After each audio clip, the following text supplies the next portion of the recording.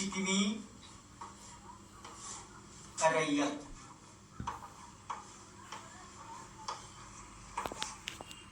सिकमी रैयत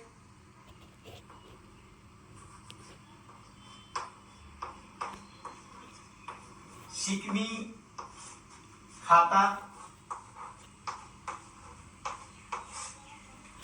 दर सिकमी रैयत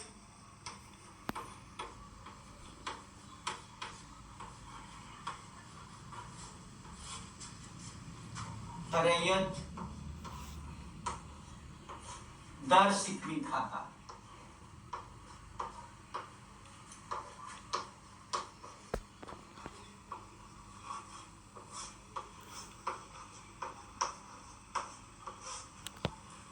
ये क्या है, अब इसी पर चर्चा आज करेंगे।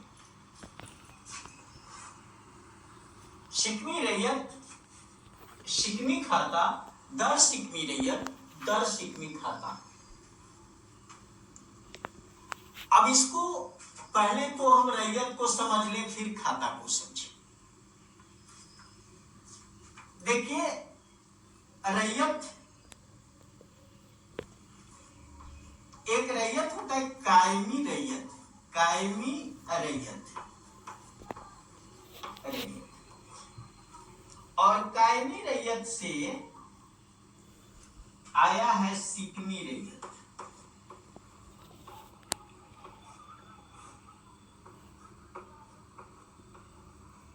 और सिकमी रैयत से आया दर सिकमी रैयत।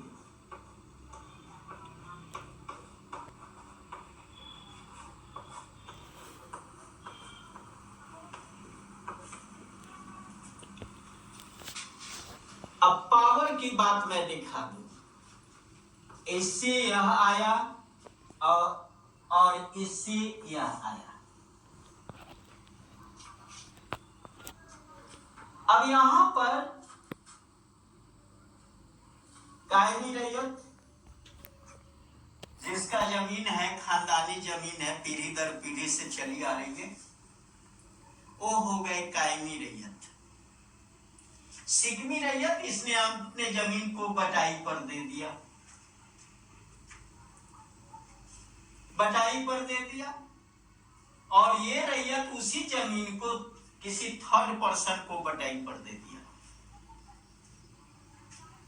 अब यहां पर हम देखते हैं कि ये रैयत जो है वह सिकमी रैयत और दर सिकमी रैयत, ये तीन एक ही जमीन पर तीन व्यक्ति किस तरह से दाखिल है। इसके पास मूल पेपर है, मूल कागजात है, मूल कागजात, कागजात। इसके पास कोई कागजात नहीं है और न इसके पास कोई कागजात। अब मान लो कि सर्वे आ गया। अब सर्वे आने के बाद ये मूल कागजात तो इसके नाम से, कायमी रैयत के नाम से, लेकिन एक मिडल में सिकमी रैयत आया, सिकमी रैयत आया, यानी मूल रैयत जो है वह सिकमी रैयत को अपना जमीन जोतने के लिए, काश्त करने के लिए, खेती करने के लिए दे दिया। कुछ इसका टैक्स कर दिया, मान लो कि पट्टा पर दे दिया, और पट्टा पर दे दिया, एक रेंट तय कर दिया कि हम 500 रुपए सालाना, 1000 रुपए सालाना, इस तरह से के गठे में हम आपको दे रहे हैं, तो एक तय कर दिया।